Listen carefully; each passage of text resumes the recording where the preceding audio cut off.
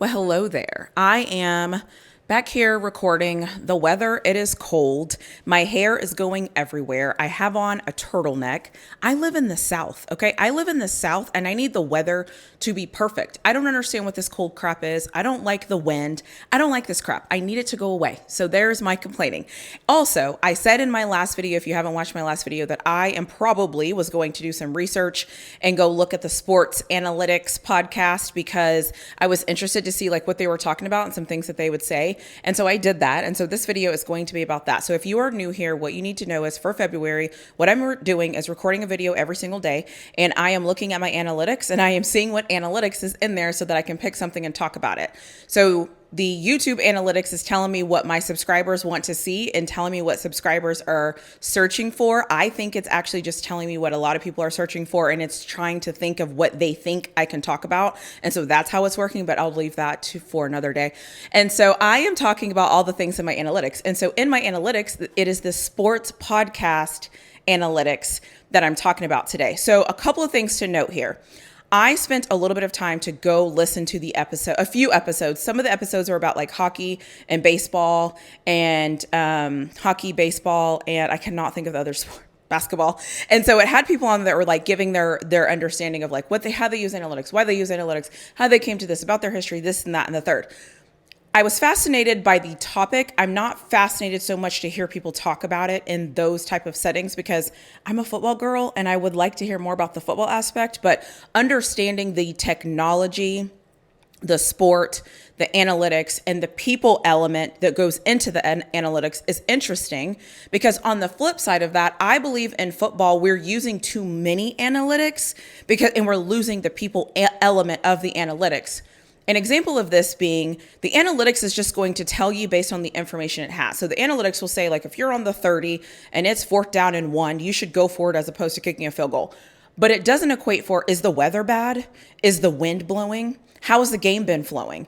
Do we have an offensive lineman out? It doesn't equate for like the people element of stuff. And honestly, this is actually the problem with technology as a whole. Technology is black and white. Most people on the planet are black and white. It's either this or it's that. It's either this or it's that.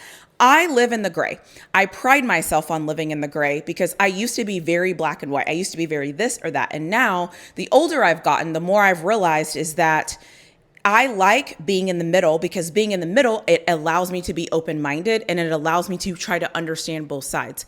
Even if I disagree with one side or the other, I can still listen to somebody that I don't agree with because I want to understand their perspective. I'll be honest, I think it's the educator in me. But with analytics tells you yes or no. Analytics doesn't say maybe. Analytics doesn't say think about it. Analytics doesn't say, well, what is the situation? And you don't get to plug in information in the analytics. And so I always wonder, how is this impacting the game of football? Like, is this impacting us for the better? Is it impacting us for the worse? Because it seems like we're making decisions based off of calculations that were formatted without us understanding the situation. And I don't think every single situation calls for the same things because you have to understand the situation. I think we can use the Super Bowl as an example. If you were watching the Super Bowl, analytics might be telling you one thing, whereas when you're watching the game, you're seeing something else, right? So you're watching the game and you see the Eagles are dominating at the line of scrimmage. You're watching the game and you're seeing the things the Eagles are doing. And so analytics might tell you, oh, you should run the ball more.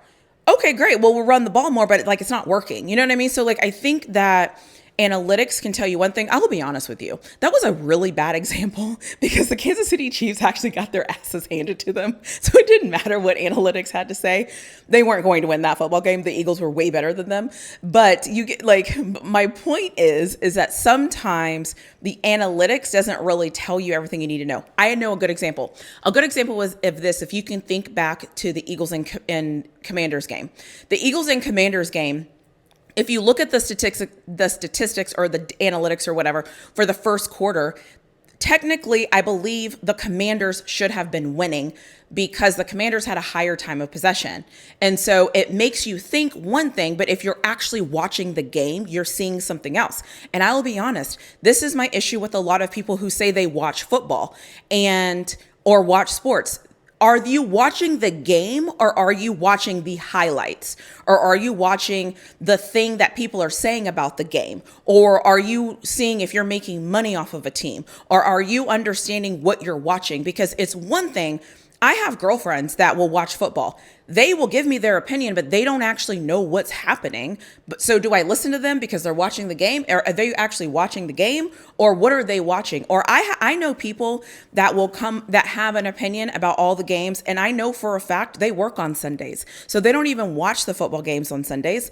They work, but they have so many opinions about all the things that are happening in the football world, but they work. So how are you're not watching the game. All you're doing is you're watching the highlights and you're formulating your opinion. So my point in saying this is I'm wondering how much of analytics is doing something similar. Analytics is watching a little bit of the game or watching scenarios. People, because that's how they get the information. People are then taking the information that they know, plugging the information into something, and then it's spitting out information. But you're only giving it certain touch points. You're only giving it on this is a 50% completion. This is a 50% conversion rate. This is a 50% conversion rate. This is a 72% conversion rate. But you're not saying, okay, is it rainy? Is it windy? Do I have my starting kicker? You're not asking it questions. It's just giving you information. It's kind of like whenever I tell people you have to, like politics, I'll use politics very gently here. A lot of people have a certain idea of what they think is happening based off what they see with their eyes. They think this is happening because that's what they see. They think this is that because that's all they see. The reality is that is what's happening in that little scenario, but there's a bigger picture outside of that. That is the same thing I think about analytics. And I'm starting to think the reason why people like analytics is because they think it's giving them the answer, and they're removing the human aspect of it. We live in a world where we always say people and humans are our most valuable asset. People are our most valuable asset. The players are our most valuable asset. This is the most valuable asset. This is the most valuable asset. However, when it comes down to it, we're allowing technology to make decisions for us. So that leads to the question, are people our biggest asset, or is the technology that you can tell them the biggest asset? And so it's like, it's one of those things where I always tell people, do not pay attention to what anybody says to you. Same with coaches. I tell you all the time, these coach speak. Sorry, my microphone. I don't know if anybody heard that, but my microphone just made a noise. I wonder if it's dying. But I always say, like, don't listen. Is it dead? Oh no, I think it would be beeping if it was. Is it dead? Did my microphone die? Okay, no, my microphone didn't die. Okay, sorry. That was really random. So what was I talking about? Right, coaches. So I always say, never listen to what coaches tell you. Never listen to what coaches tell you. Listen to what coaches do. For example, don't be a coach, Mike Tomlin, that's telling me, I'm very frustrated with Mike Tomlin right now, so I just want to vent. Mike Tomlin, don't tell me we're going to be better and we're going to do this and we're going to do this and we're going to do this.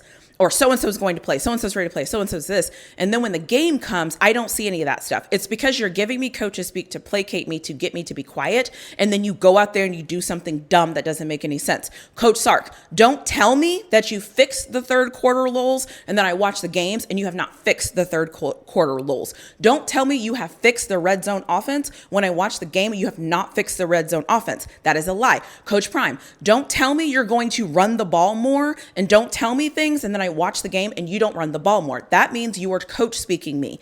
Coaches always coaches speak. Never listen to what these coaches are telling you.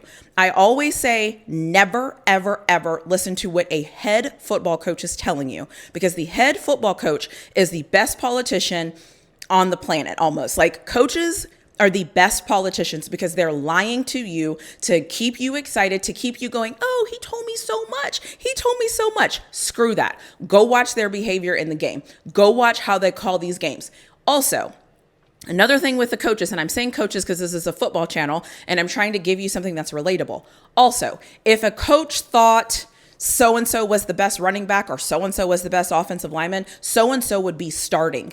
When they tell you that in the media, don't believe them. Like, we have to stop with the coaches speak, because what my whole correlation is, I think coaches speak is just like analytics. I think it's a good point of reference. I think what the coaches are saying is a good point of reference.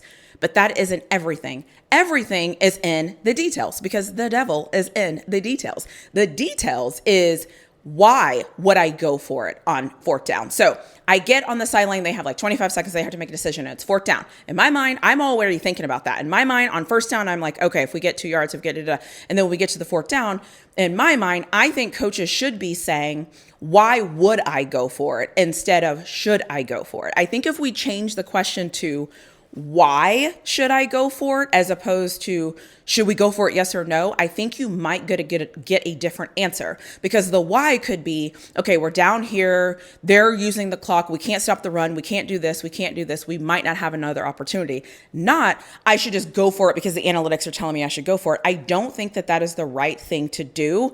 I actually think that that came back to bite the Ravens when they played against the Bills, because I think, I could be wrong. My memory, if I could do my research, I could tell you all the times and all the teams that messed up.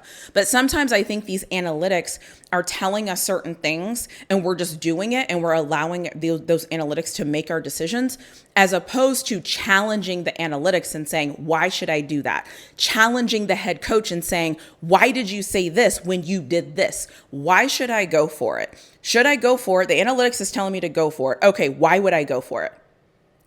Okay, the analytics is telling me right now I should kick a field goal. Why would I kick a field goal, right? Like challenging those analytics, I think, is what we should do. Just like we should challenge our coaches, just like, quite frankly, we should challenge our friends. Just like when I make a video because these are my opinions and I'm putting them out there to the world. If somebody wants to jump in my comments and disagree with me, amazing. Jump in my comments and disagree with me. Let's have a conversation. I'm okay with conversation because I don't think I know everything, because I like to listen to understand other people's perspectives and then give my perspective and then figure out if there's a way we can meet in the middle, or if there's a way that we can just say, okay, you see it this way, I see it this way, and we live on. So anyways, I just kind of wanted to dive into the sports analytics podcast because I do think there is a purpose and a reason and a great purpose. I just don't think we should hold our heads on it being the end all be all. I don't think if a sheet or a computer or an iPad is saying, yeah, go for it, the coach should just immediately go for it. I think the coach should be asking a little bit more question, maybe just at least one question, and that question being why. Because the one thing I've learned, am I going to say this? Okay, I'm actually going to say it. The one thing I've learned in my life, the older I get, is if somebody is not willing to explain to me why, or allow me to explain to them why, I'm good. Like, I'm good. Because if you don't want me to explain myself and you won't explain yourself, we have nothing to discuss. We can be cordial, we can be cool, but the people that are in my life that are actually my friends that I talk to on a daily basis, that are like my people, the main thing is like, can I ask this person why? And they give me a reason. And does that person allow me to tell my side of why? Because if not, whatever. That's just how I live. And I think that's very similar in this analytics space. I live in the gray. I live in the gray. I pride myself on living in the gray. I've made a lot of money living in the gray. And so I just wanted to comment a little bit about this and talk about Sports Analytics Podcast, how I see sports analytics. Complain a little bit about Mike Tomlin because I'm very pissed off at him. And yeah, so let me know what you think in the comments below. Let me know what you think is about sports analytics. Let me know if you've thought this far about sports analytics. Let me know if you think that I am totally overreacting on what I'm saying. I also wanted to kind of test out my mic a little bit here to see if, as I stood back, you could still hear me. Like, I kind of want to walk out of frame and then walk back in frame just to see if you can hear me. This is me testing out my mic. Mic check 1 2 1 2. Woo! Anyways, no, seriously, I'm going to end this here. I'm just rambling. I just looked up and saw how much time. Anyway, so let me know what you think in the comments below. Don't forget to like this video, comment on this video, subscribe to my channel. And I honestly am curious to know what you think. Sorry for the walk back and forth. I was serious. Just curious to see what's going on. Maybe next video I will be outside and I can fix this hair, but I am standing and I'm very awkward standing, but it just kind of is what it is at this point. So let me stop rambling and end this video.